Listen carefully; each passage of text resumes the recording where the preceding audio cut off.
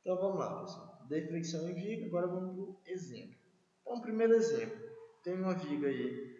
Por enquanto a gente vai analisar tudo com incógnitas, tá? Depois a gente vai ver aí com os valores, aí vai ficar moleza, tá? Então eu tenho uma vigazinha aí, em balanço, ponto B aqui, e o ponto A aqui no balanço. E uma carga P concentrada aqui no ponto. O eixo X está indo para a direita, e o eixo Y, ou o eixo V, né, está para cima aqui. E o eixo Z, né, está saindo do plano aqui, ó, da tela do seu computador. Tá? Então, como é que vai ser a deformada dessa minha viga? A deformada vai ser essa, né? Aqui, junto ao engaste, ela vai ter deslocamento vertical zero. Tá? Então, aqui, deslocamento vertical, que é a mesma coisa do V, né? É zero. Como é um engaste, ela impede também a rotação. A rotação nesse ponto, ele é zero também. E aí ele vai começar a torcer aqui para baixo, né? Deformar para baixo. Não torcer, né? Deformar.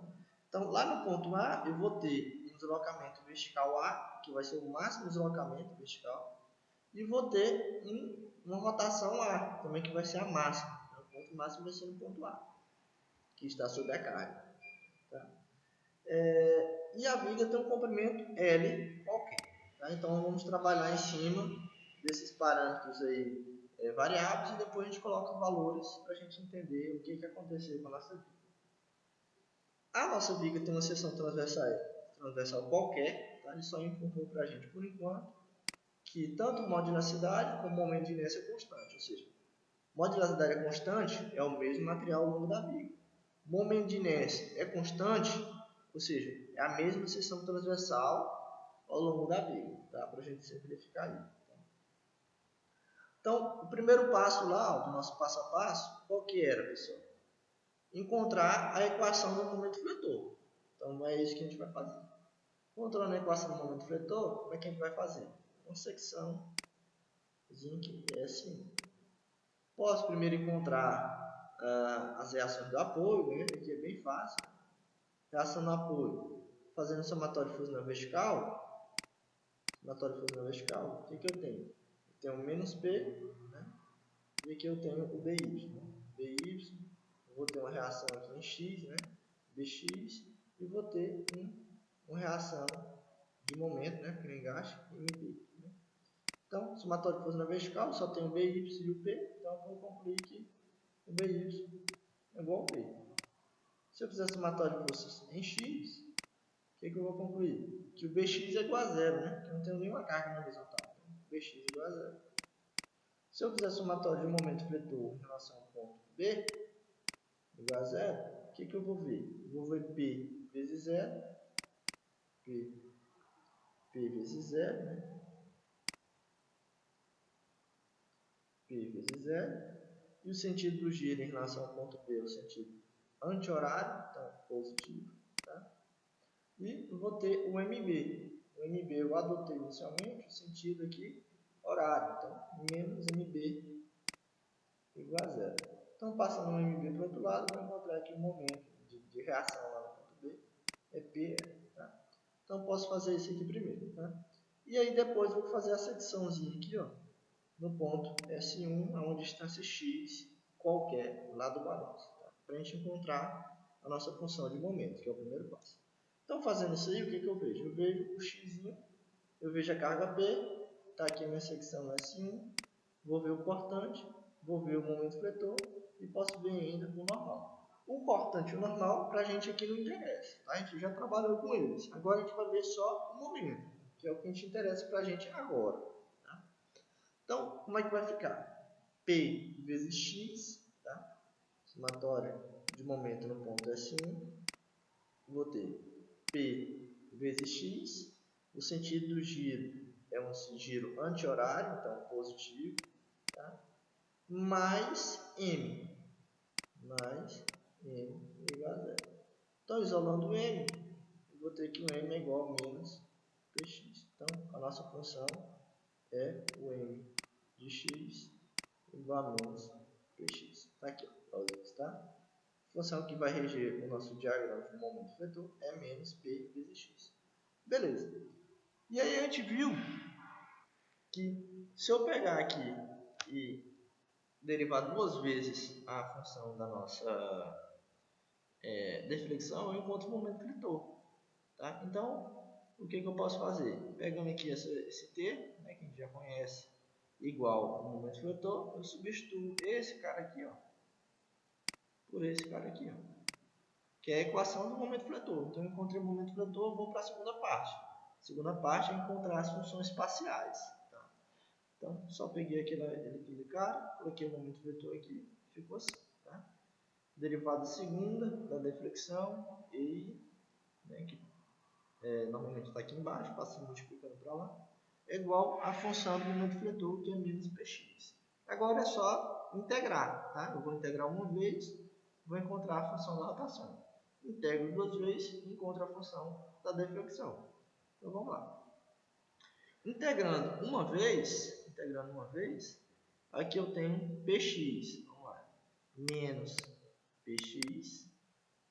Se eu integrar uma vez, primeira integral,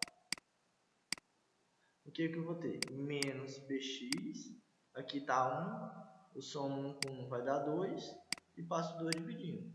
E aí, cada vez que eu integro, vai aparecer uma constante. Tá? Cada vez que eu integro, vai aparecer uma constante.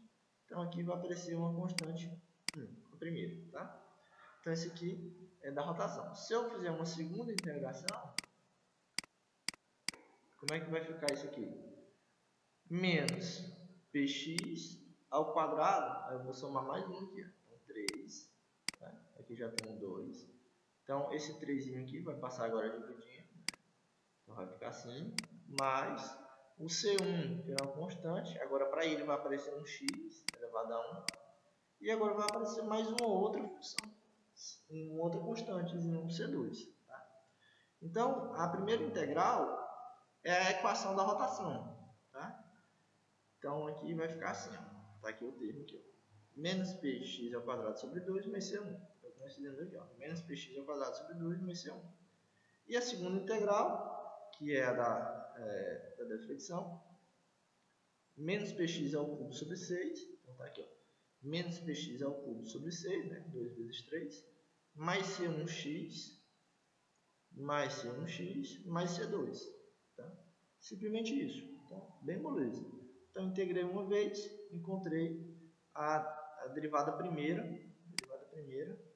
da deflexão. Em outras palavras, a nossa função da rotação. E eu integrei uma segunda vez, encontrei a função da deflexão. Tá? Então, essa aqui é a função da deflexão, essa aqui é a função da rotação. Esse é o segundo passo. A gente comentou, encontrar as funções parciais. Agora eu tenho essas constantes C1 e C2. Como é que eu vou encontrar esses negócios?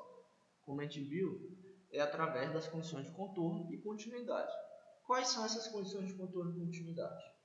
Ora, a rotação na ponta do balanço, né? A rotação na ponta do balanço, ou seja, quando o θ estiver lá na ponta do balanço, não, né? Aqui está errado. É lá no engaste, tá? Vou corrigir.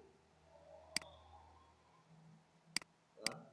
Lá na pontazinha lá do engaste, ou seja, quando o x dentro da função do θ tomar o valor de L, ou seja, vamos voltar aqui, ó, quando o comprimento x aqui, ó, da nossa função tomar o valor máximo, ou seja, o valor de L, que é lá na pontazinha onde tem o engaste, tá? Quanto que ele vai ser essa rotação? A rotação vai ser zero, a gente já comentou. Aqui no engaste a rotação é zero e o deslocamento vertical é zero. Então, quando na função da rotação o x tomar o valor máximo, ou seja, o valor de L, a rotação é zero. E quando na funçãozinha do v de x, que é da deflexão, o x tomar o valor máximo, que é o valor de L, a deflexão vai ser zero também. Nós já vimos essas duas condições aqui, ó. Primeira condição, rotação zero e deflexão zero. Tá? Então é só isso que a gente está analisando. A função aqui, ó, quando ele tomar o valor máximo, que é o L, vai ser zero tanto para deslocamento vertical como para a rotaçãozinha da reta. Tá? Não vai ter rotação aqui, não vai ter inclinação. Pois bem. Então, com base nisso, nessas condições, tá? Esse aqui é um engaste também, vou corrigir isso aqui para vocês, tá? Ficou errado no slide. Tá? Lá no engaste, tanto a rotação como a deflexão vai ser zero. Então, com base nisso aí, a gente vai substituir lá na equação. Então, para a rotação, nós chegamos nessa função aqui, ó. Derivada primeira, que é a rotação, é igual a menos px ao quadrado sobre 2 mais c1. Ora, quando tomar o valor de L, né, a gente vai ver que, quando x for L, né, a rotação é zero. Tá? Então, rotação zero, lá no ponto L. Estou analisando no ponto L, tá? Que é onde eu tenho o engaste. Então, lá a rotação vai ser zero. P vezes x ao quadrado. Quem que é o x? O x tomou o valor de L. Então, P vezes L ao quadrado sobre 2 mais C1. Então, o que eu fiquei de variável? O P, normalmente eu sei nos problemas. O L também eu sei, que é o vão da vírgula. Tá? E esses outros termos aqui são constantes. São valores conhecidos. A única variável que eu tenho é o C1. Então, eu posso isolar o C1. Passa esse termo que está negativo para o outro lado. Então, o C1 vai ser PL ao quadrado sobre 2. Olha só que beleza. Encontrei o valor do C1. Tá? E aí, claro, um valor numérico que a gente tiver, a gente vai saber o valor exato dele. Ah, vai ser 5, vai ser 10, vai ser 20. Tá? Então, para a deflexão, qual foi a função que nós encontramos? Menos px ao cubo sobre 6, mais c1x, mais c2. Tá? Função da deflexão. Então, vamos lá. Então, para a deflexão, lá no ponto L, ponto x igual a L, né? Que é lá no engaste. Então, o Vzinho aqui, ó, vai tomar o valor de zero. Então, 0 vezes EI vai dar zero, né? Aí, menos px ao quadrado, quem que é o x? L. Então, menos PL ao quadrado, não, perdão, ao cubo, né?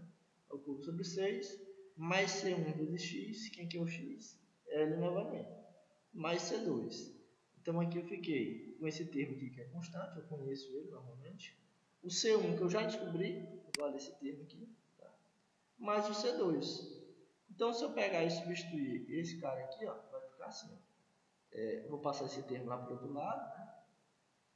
Vou deixar ele desse lado aí por enquanto. Menos PL ao cubo. Deixa eu tirar esse trem aqui. Menos PL ao cubo. Estou sumindo aqui. PL ao cubo sobre 6. Mais C1. Quem que é o C1? PL ao quadrado. Então, PL ao quadrado. Vezes L, né? Sobre 2. Mais o C2. Que eu desconheço. Né? Então, aqui vai dar PL ao quadrado vezes PL vezes L, né? Vai dar PL ao cubo. Aqui também, né? Então, eu vou ficar PL ao cubo e PL ao cubo. Então, eu posso somar esses dois termos aqui. Ó. Eu vou ter 1/6 de PL ao cubo, negativo, né? Mais meio, né? Aqui 1 sobre 2. Meio PL ao cubo. Mais C2, né? Igual a zero. Igual a zero. Então, eu tenho 1/6 mais 1 inteiro. Se você jogar na calculadora aí, é 1 inteiro não. Meio, ou então fizer mínimo de comum, né? MMC de 6 e 2 vai dar 6. 6 dividido por 6 dá 1. 6 dividido por 2 dá 3, né? Você vai descobrir que a soma desses dois termos aqui vai dar 1/3 negativo, né? Positivo, na verdade, né? Porque esse valor aqui é maior do que esse. Então, vai ficar assim. Vai ficar 0 igual a 1/3 de PL ao cubo mais C2. Tá? Positivo, porque esse valor é maior. Agora eu isolo o C2. Esse termo aqui passa para o outro lado vai ficar negativo. Então, o C2 vai ser menos 1/3 de PL ao cubo. Tá? Então, está aqui o valor. C2 menos PL ao cubo é sobre 3, né? Que é 1/3. Tá? Então, essa é a forma de você encontrar as constantes. Você substitui ali em um ponto que você conhece as condições de contorno, você vai encontrando aí os termos. Tá? Então, aí agora é só substituir na equação. A equação da rotação, que é essa equação aqui, ó, é px ao quadrado sobre 2 mais C1. Então agora eu vou substituir o C1 por esse valor que eu descobri. Tá? Fizer todo o algebrismo aí, eu vou descobrir que o ezinho que está aqui multiplicando, né, na equação, ó, o ezinho que está multiplicando, ele vai passar dividindo. Tá? Então, passou dividindo para cá. Então, ele ficou aqui, e aí eu somo aqueles termos lá, ó. Vou fazer esse primeiro aqui, ó. Px ao quadrado sobre 2, tá? Vamos lá, vou fazer o primeiro aqui, ó. EI, rotação, é igual a menos Px ao quadrado sobre 2, mais o C1, né? Função aqui, mais o C1. Estou só reescrevendo essa função. Tá? Já está aqui resolvido direto. Mas eu vou fazer aqui mais o C1, que eu já sei o valor, na verdade. Né? O C1 vale PL ao quadrado sobre 2. Então, mais PL ao quadrado sobre 2. Tá? Então, eu posso continuar aqui EI, função da rotação. Tá? Deixa eu ficar pela função da rotação. Tiro os termos que são comuns. Ó. O P é comum aqui, o 2 é comum aqui, então eu posso fazer assim. P sobre 2 é igual a menos x ao quadrado mais o L ao quadrado, é o que sobra. Então agora eu passo esse EI para isolar a função, né? Isolando a função, eu vou ter igual a P sobre 2EI, que passa dividindo, que multiplica menos x, ou L ao quadrado, né? Só inverter os termos aqui. L ao quadrado menos x ao quadrado. Tá? Então essa aqui é a função, ó. Funçãozinha aqui que nós encontramos para a rotação. Basta você substituir o valor do C que você encontrou e fazer algum trabalho algébrico aqui para você simplificar a função. Tá? Simplesmente isso. Então, é a carga dividido por 2 vezes o módulo de rigidez da fricção, vezes o vão L ao quadrado menos x ao quadrado. Isso aqui é a função da nossa rotação, né? Que varia em função do x. Tá? E onde é que vai ser a rotação máxima, pessoal? A rotação máxima é lá no balanço, né? No balanço, lá no pontinho A. Então, aí basta substituir o x, como o x começa daqui, ó.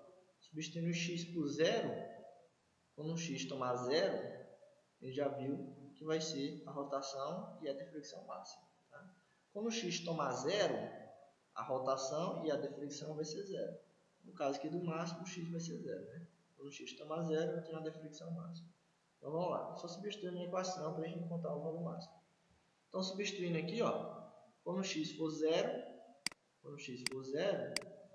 isso aqui vai dar 0. Então a nossa expressão aqui para a rotação máxima do ponto A vai ser PL ao quadrado, né? PL ao quadrado sobre 2E. E aqui, como deu positivo pela regra da mão direita, nós já vimos que isso quer dizer que a rotação é no sentido anti-horário, ou seja, realmente é anti-horário aqui, ó. Em relação ao eixo X, a nossa rotação em relação à curvatura no sentido anti-horário. Tá? Então, por isso que deu positivo. E aí, para a deflexão, pessoal, a mesma coisa. Tá? Você vai pegar a função da deflexão que você encontrou lá atrás, tá? Com a variável C1 e C2. Você já descobriu a variável C1, tá? E já descobriu a variável C2. Você joga lá dentro, tá? E aí resolve, tentando simplificar o máximo possível aí a função e isola o V, tá? Que é a função da deflexão. Então, tá feito aqui para vocês. Ó. Vai dar isso aqui, ó. Se você fizer esse mesmo processo, tá? Para a gente não ficar muito maçante aqui a aula, aqui, ó, P sobre 6EI, a aparência, menos x ao quadrado, mais 3L ao quadrado de x, menos 2L ao cubo, tá? E aí, para a deflexão máxima é quando o x for 0, tá? Assim como a rotação, quando o x for 0. Então, quando o x for 0, esse termo aqui, ó, vai ser 0, esse termo aqui vai ser 0. Então, vai ficar só esse termozinho aqui. Então, vai ficar PL ao cubo, negativo, né? Então, menos PL ao cubo, sobre 6EI, né? Por que 3 aqui? Porque simplificou 2 com esse 6, tá? Então, ficou 3.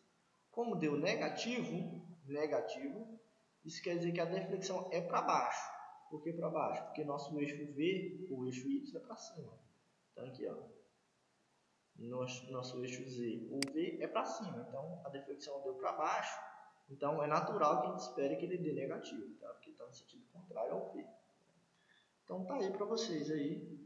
Nós encontramos a função da rotação, a função da deflexão, substituindo lá o x igual a zero, tanto para a rotação como para a deflexão, a gente encontra os valores máximos para a rotação e deflexão. Tá? Primeiro exemplo. Tudo aí com valores variáveis.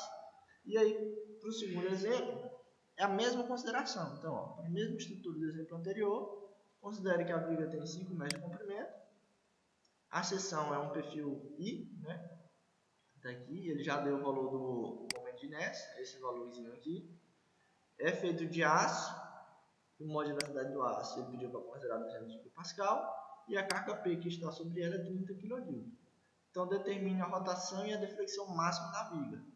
Aí ficou fácil, né? Porque já encontrou aqui, ó, esses valores em função de variáveis. Aí é só substituir o valor do P que ele deu, o valor do vão que ele deu, o módulo da cidade de kPa e o momento de inércia que ele informou para a gente, para encontrar a rotação máxima, numérica, né? O valor numérico.